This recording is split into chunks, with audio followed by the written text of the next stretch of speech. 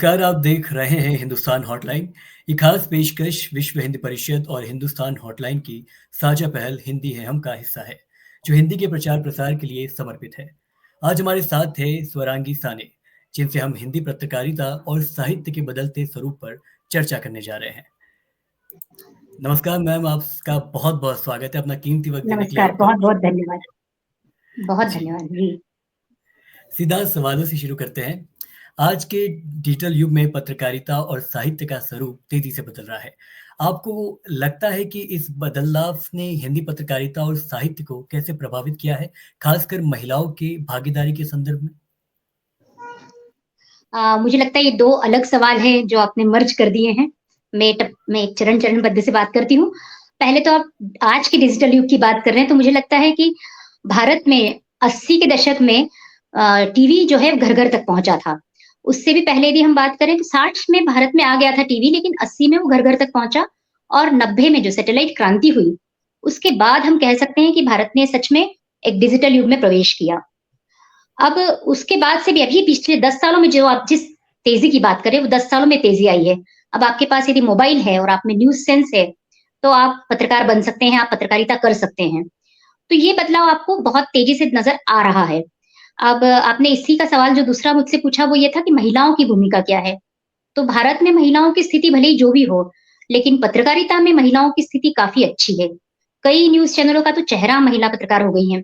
वे आज संपादक है, एंकर हैं, फोटो जर्नलिस्ट हो गई हैं और हर वो क्षेत्र उन्होंने कवर किया है जो पहले पुरुषों की ही मक्तेदारी हुआ करता था। जैसे आप बात कर लीजिए स्पोर्ट्स रिपोर्टिंग कह लीजिए या क्राइम रिपोर्टिंग कह लीजिए, तो महिलाओं ने हर क्षेत्र में परचम अपने गड़ाए हैं। जी। जी, काफ़ी बेहतरीन अंदाज़ में आपने हमारे दर्शकों को इसका जवाब दिया है। इसी के साथ मेरा अगला सवाल है कि आपका खुद का अनुभव कैसा रहा? क्या आपको लगता है कि डिजिटल माध्यमों ने महिलाओं के लिए पत्रकारिता और लेखन में नए अवसर खोले हैं या अभी भी कुछ चुनौतियाँ बनी हुई हैं? देखिए महिलाओं के लिए चुनौतियाँ जो आती हैं, वो चुनौतियाँ 3 स्तर पर आती है। एक तो व्यक्ति के रूप में जो हर किसी को चुनौती से जूझना पड़ता है, कि यदि बारिश भी हो रही है तो आपको रिपोर्टिंग करने जाना है, तो उसमें स्त्री-पुरुष का कोई संबंध नहीं आता है। दूसरा आपको जूझना जो पड़ता है वो पड़ता है आपको महिला होने के नाते जो समस्याएँ ज़्यादा आ जाती है। तो ये महिलाओं के लिए अलग समस्याएँ अलग हो जाती है कि आपको देर-बेरात, रात-बेरात भी कुछ कवर करना है तो आपको निकलना पड़ेगा। फिर घर-परिवार सँभाल के आपको निकलना पड़ेगा। एसोचैम की रिपोर्ट कहती है कि 70% महिलाएँ शादी के बाद में रिपोर्टिंग छोड़ देती है। तो ये थोड़ा दुखद पक्ष ज़रूर है, ये चुनौतियाँ हैं जो खासकर महिलाओं को उसका सामना करना पड़ता है क्योंकि अभी भी महिलाओं का जो पैशन होता है, उसे अभी भी दूसरे नंबर पर रखा जाता है कि ठीक है, यदि पत्रकारिता नहीं भी की तो क्या हो गया, घर सँभाल लो। इस तरह की बातें होती हैं, तो हमें लगता है कि थोड़ी-सी अभी हम वहाँ खड़े हैं जहाँ से हमें और बहुत सारे बदलावों की ज़रूरत है। जी, बिल्कुल काफ़ी बहुत सही बात कही आपने और ख़ासकर ये बात उन लोगों के लिए सीखने लायक है जो हमारे महिला दर्शक हैं। तो इसी के साथ हम अगले सवाल की ओर बढ़ते हैं और काफ़ी पूछे जाने वाला सवाल है ये।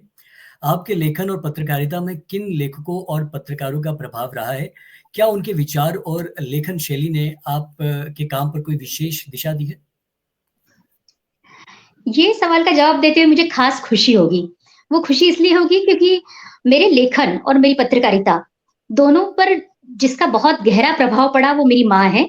मेरी माँ श्रीमती अलकनंदा साने जी हिंदी और मराठी की जानी-मानी लेखिका हैं, उनका बहुत नाम है इस क्षेत्र में और ख़ास बात ये है कि मध्य प्रदेश की पहली महिला मैदानी पत्रकार, जिसको आप कहते हैं ना फील्ड रिपोर्टिंग जिसको कहते हैं, उन्होंने 80 के दशक में की 84 के दंगे जब इंदिरा गांधी जी की हत्या हो गई, उसके बाद में उन्होंने 84 के दंगों के दौरान भी उन्होंने रिपोर्टिंग की। तो मेरे घर में 24 घंटे मेरे सामने एक ऐसा व्यक्तित्व था, जिसकी लेखनी ने ना मुझे प्रभावित किया, मुझे उसके पूरे व्यक्तित्व ने बहुत ज़्यादा प्रभावित किया। और हमारे घर में इतने बड़े साहित्यकारों का, लेखकों का, रंगकर्मियों का आना-जाना रहता था, तो मुझे स्कूली दिन थे वो मैं बच्ची थी, तो मैं तो उनको काका कह रही हूँ, मराठी में काका मतलब ताऊ या चाचा दोनों के संदर्भ में आता है। तो मैं काका कह रही हूँ, मैं मौसी कह रही हूँ उनको, मुझे पता ही नहीं है, बाद में पता पड़ा कि अरे ये तो इतने बड़े लेखक आपके घर पे आते, बैठते, उठते, खाते हैं और घंटों चर्चा होती है। मेरे पिताजी को पढ़ने का बहुत शौक था, तो वो बहुत किताबें ला के मुझे देते थे, तो मैंने बहुत कम उम्र में आप कह सकते हैं कि प्रेमचंद, मुक्तिबोध मैंने उस उम्र में पढ़ लिया जब उनका एक आप पे डर जिसको कहते हैं ना आपकी किसी का नाम का डर आपके ऊपर नहीं होता है, आप किसी से प्रभावित नहीं होते। उस उम्र में जब मुझे पता नहीं था कि इनके नाम का वलय इतना बड़ा है, मैंने उन लोगों को पढ़ लिया था। तो मुझे और जो लोग घर पे आते रहे, उनका भी वलय इतना बड़ा था, तो खास बात ये हो गई कि मैं उनके आतंक में ना आकर मैं उनके बहुत स्नेह में उनसे प्रभावित हुई और बड़े उन्होंने मेरे अपनेपन से उन्होंने मेरी चीज़ों को पढ़ा। बिल्कुल छोटी कविताएँ जो थी तीसरी, चौथी कक्षा में आप कैसे लिखते हैं, उन कविताओं के दौर से उन्होंने मुझे देखा, तो मैं अपने आप को बहुत समृद्ध मानती हूँ कि लोग कहते हैं कि हम तो खानदानी रईस है, तो मुझे लगता है मैं खानदानी लेखिका हूँ, मुझे बहुत खुशी होती है। जी। बहुत ही अच्छी और बहुत ही कमाल की बात आपने कही है। अ, इसी के साथ हमारा अगला जो सवाल है काफ़ी महत्वपूर्ण सवाल है। अगर हम हिंदी भाषा के वैश्विक परिप्रेक्ष्य की बात करें तो आपको क्या लगता है कि डिजिटल युग में हिंदी की स्थिति मजबूत हुई है, इसे अभी और संघर्ष करना पड़ेगा? आप कह सकते हैं कि बहुत हद तक शायद से मेरा रवैया सकारात्मक है। मुझे चीज़ें बहुत अच्छी ज़्यादा पसंद आ जाती हैं। मुझे तुरंत लोग भी जैसे मुझे आप भी पसंद हैं, मुझे सब लोग भी बहुत तुरंत पसंद आ जाते हैं। तो मुझे लगता है वैश्विक परिदृश्य में भी हिंदी की स्थिति बहुत मज़बूत हुई है बीते 10 सालों में तो आप कह लीजिए। आप देखिए जब हम छोटे थे और उसके बाद से जब आपकी पीढ़ी हमसे अगली वाली पीढ़ी जब आगे आई है, तो हमारे माँ-बाप ने, हमारे माता-पिताओं ने हमें हिंदी मीडियम से निकाल के अंग्रेजी मीडियम्स में डाला कि भैया हम एक एलिट क्लास में आ जाएँगे। अब आप देखिए मज़दूर का बेटा भी और श्रमिक का बेटा भी, मैं वर्ग संघर्ष में नहीं जा रही हूँ, मैं उन्हें किसी तरह से कम नहीं तोल रही हूँ। लेकिन मैं एक बात बता रही हूँ कि आज हर व्यक्ति का बेटा अंग्रेजी स्कूल में जा रहा है और हर दूसरा बच्चा आपकी जनरेशन के बाद की जनरेशन को तो शायद से हिंदी लिखना भी नहीं आ रहा है।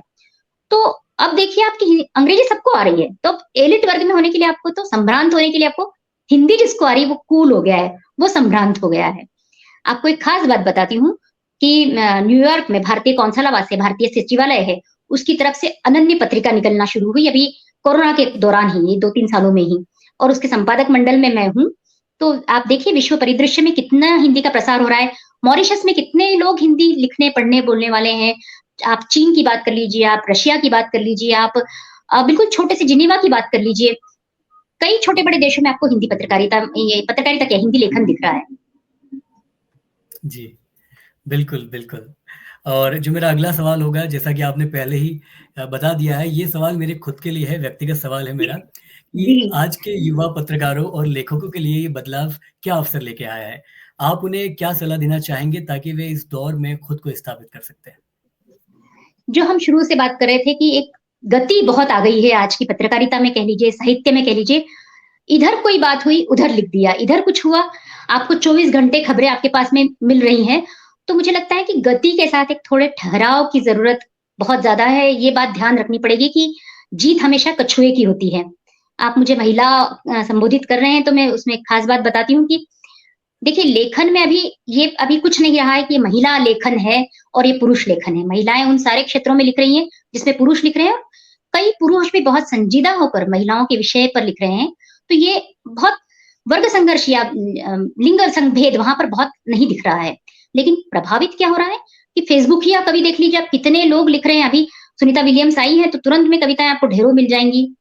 तो मैं लेखिका हूँ, मैं गृहिणी हूँ, तो मुझे लगता है चाय को जब आप उबालते हैं, फिर उसको आप छानते हैं और जो थोथा होता है आप फेंक देते हैं, जो उसका सार होता है, आप उसको सत्व को ग्रहण कर लेते हैं, तो आपकी लेखनी में वो सत्व आना चाहिए। या आप दूध गरम करने रखते हैं, मलाई आती है, मलाई भी अच्छी होती है, मीठी होती है।